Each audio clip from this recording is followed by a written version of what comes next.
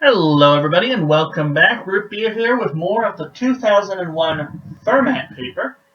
We did question 1 in the preceding video, and now we're moving on to question number 2. It's a nice little question. If x is 1/4, which of the following has the largest value? Okay, so we have 5 choices here: x, x squared, 1/2 x, 1 over x, and the square root of x. Now there's 2 ways to do this question. I encourage the first way, but we're going to settle with the second way. The first way is to test whether or not you can do this, in your head, mentally. The reasons I would encourage you trying this one is it's good to tell whether or not you have such a sense of numbers. Just the fact that x is less than 1 will be able to give this to you. Okay, so that's a hint if you want to try it mentally.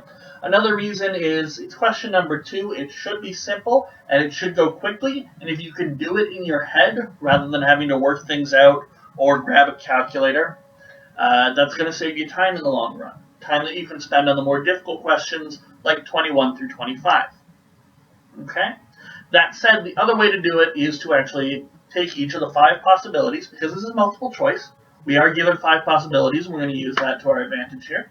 And we're going to actually just sit down and work out each of the 5 possibilities and figure out which one's the largest. Okay? So that's what we're going to do. But if you can do it in your head, and I really encourage you to try, then you'll find it goes a lot quicker. Okay? You won't be sitting there working 5 things out. It'll just be a quick mental check. All right. So we have 5 things to check: x, x squared, 1/2 x, 1 over x, and square root of x. So let's get cracking on some calculations. Remember, x is 1/4, so a was just x, which is 1/4. b was x squared, which is 1/4 squared, which is 1/4 times 1/4, which is 1 over 16. You could also be doing these on your calculator. C was 1/2 x, so that's going to be 1/2 times 1/4, that's going to be 1/18. So far, and if you don't believe me, grab a calculator and get these in decimal form so you can easily compare them. But so far, 1/4 is winning. That's 0.25. Then we have an 1/8, that's 0.125. And then we have 1/16, which is 0.0625 if you're doing this on calculator. Okay. Then we have d, which is 1 over x. So that's 1 over 4. Okay.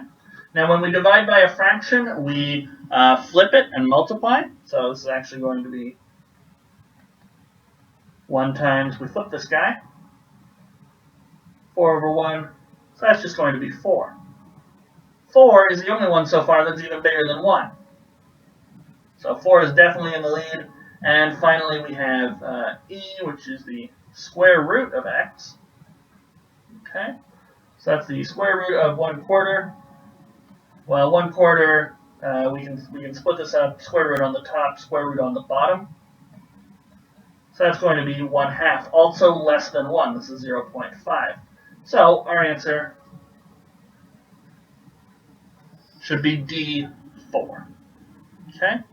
So we worked out each of the possible ones, each of the 5 possibilities, and we found that 4 far and away was the largest. It's the only one that's bigger than 1. So as I said, I gave a little hint at the start. You can do this just knowing that 1/4 is less than 1. If you're less than 1, obviously x is less than 1. X squared is going to even be smaller than that, because when you're less than 1 and you square, you get even smaller. 1/2 x, that's going to be smaller than x automatically.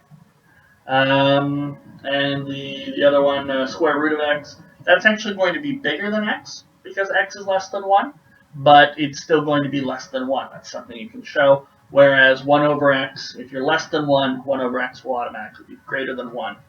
So that's how you can do it mentally and show that D is the largest just by inspection. So either method that you use is fine. Obviously, the mental one that I just went through in 30 seconds is faster than the computations that we gave. But still, a quick question, a quick number 2, and good question on the Fermat 2001. We're going to take a look at question number 3 in the very next video. So hopefully you guys will join me for that, and I'll see you then.